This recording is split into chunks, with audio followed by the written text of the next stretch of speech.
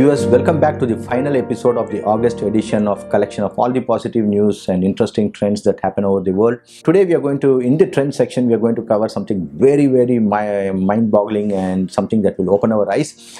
Norway, in the first 3 months of the current year, has noticed some trends, I think, which is a precursor of what is going to happen in the world. In 2013 and 2013, Norway had as high as 78% of their vehicles running on the roads diesel.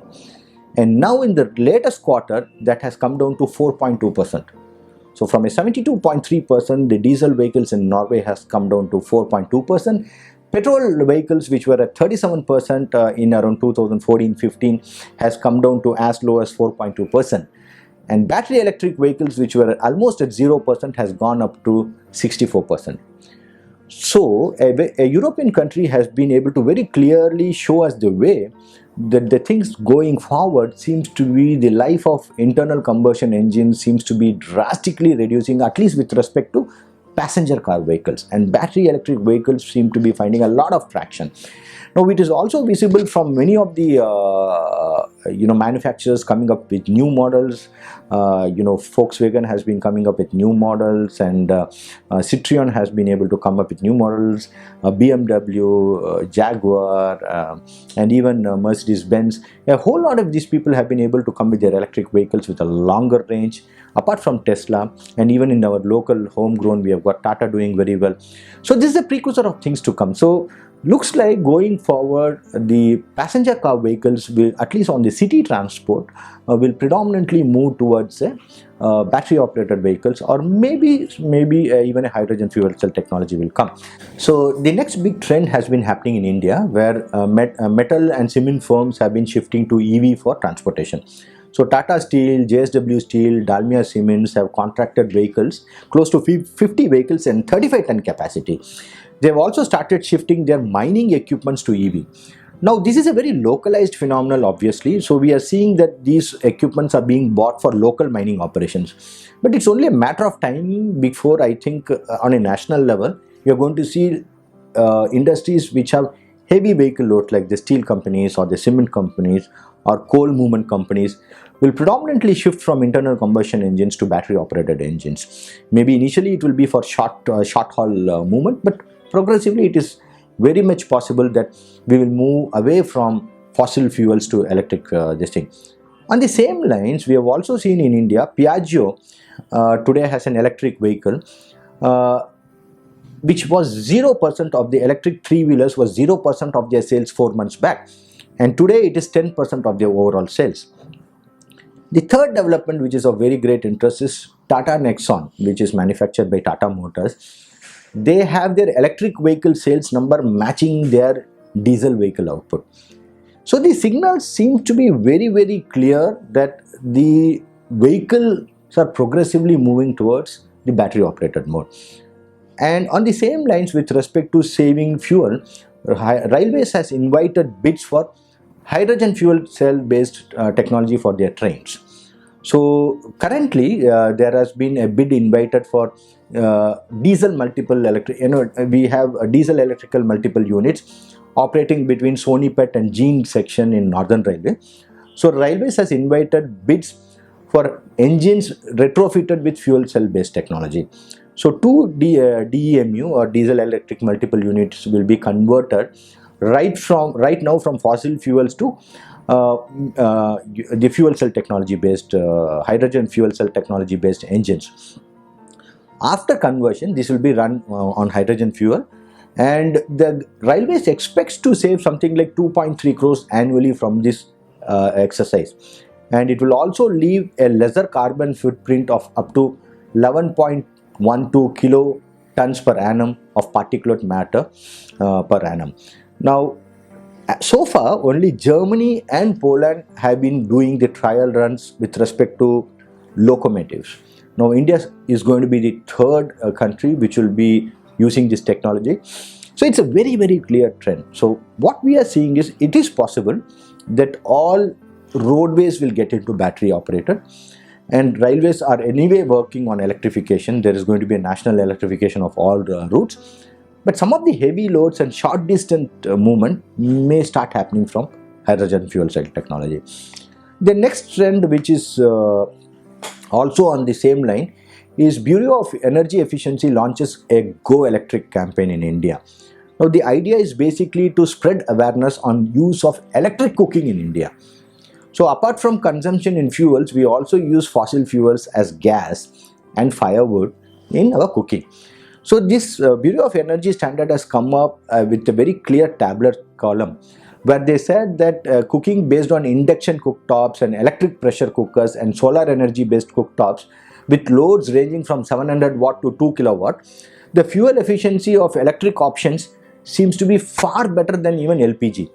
So they say they have come up with a finding saying that the cost of heating 10 liters of water using LPG currently works out to rupees 8.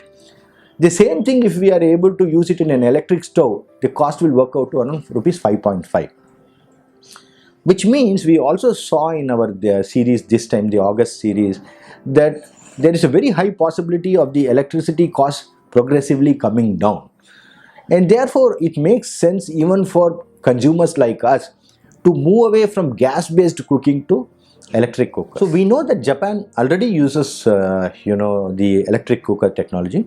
So at least the rice eating community in South India can move to electric cookers, and we can also start embracing the induction stoves much better, because one of the advantage of induction stoves is you can set preset timing. So let's say you're heating your milk, and there's a very wise very strong possibility that the woman is multitasking and she's doing multiple things, at least when she's sending the child to the school, and therefore she can set a preset limit of 5 minutes, and then the milk boils and the electric induction stove automatically switches off.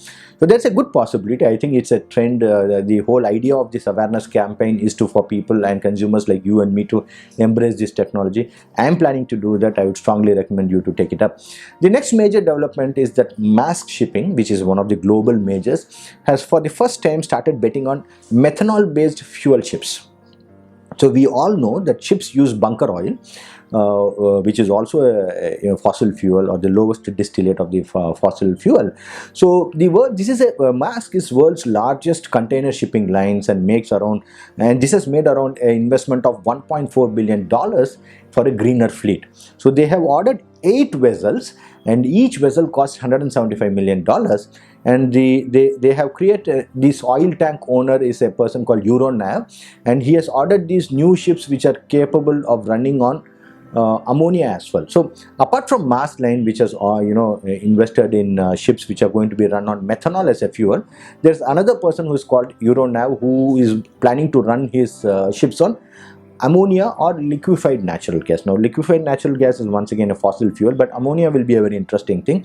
Similarly, commodities trader Cargill has also started adding sails. So we are going back to the olden days where we're going to capture the wind power to move the ships. But more out of trends, this is a very indicative thing that world over there seems to be an awareness that fossil fuel usage has to come down. And slowly different people in different countries, different industries are beginning to use alternate fuels, including sails in a ship, so that the carbon footprint is substantially reduced. The third major trend that has happened is world's first 7 megawatt autonomous electric ship has made its voyage. So this is very interesting because there are 0 crews on the ship. So this ship has got a 7 megawatt electric ship, and it's a Norwegian ship company called Yara International, and they have created the world's first zero emission ship. And this ship can transport cargo autonomously, which means it uses the navigation lines and the data that gets fed from its centralized computer, and it is able to deliver a top speed of 13 knots. And the cargo capacity is around 120 containers of 40-foot shipping containers. Now the ship is expected to replace nearly 40,000 trucks in a year. Now definitely how it's going to operate is, this is going to go from one location to another location, and even when the containers are being loaded and unloaded, the ship will get charged, and then it will go to the next port, and then it will be unloading and loading, and the ship will get charged. Interestingly, Yara International is also the company which created the world's first hydrogen fertilizer. So whatever this company has created has gone on to become a blockbuster. So because nitrogen fertilizer has become a blockbuster, and it's become the mainstay of many of the countries including India and the Southeast Asia for producing their food crops. And now 7 megawatt autonomous ship is something mind-boggling, because we already, Tesla was an autonomous road vehicle, but autonomous ship, because ships have something which are not exactly in our control. They have currents and they have wind speeds. Now this is able to handle all these things. It will change the way the transportation and logistic is going to happen around the world. We are seeing disruptions happening because of autonomous land transportation vehicle. We are seeing autonomous air transportation using drones, and now we are talking about autonomous sea lanes, which means the dependence on manpower to deliver on-time goods is going to substantially come down. So that's a major thing. And in India, we have also had India's first solar fishing boat. So this is funded by Shell Corporation, and once again they have collaborated with Navalt, who already have come up with a lot of electric boats for local transport. So this is we are going to see the first electric shipping boat in December 2021.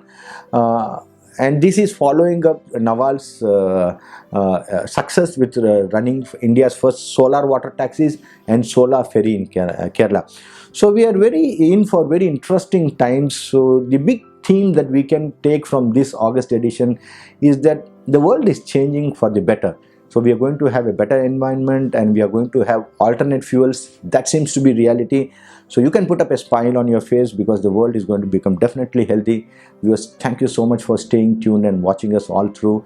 Stay healthy, stay happy, and continue watching us and continue supporting us. Thank you.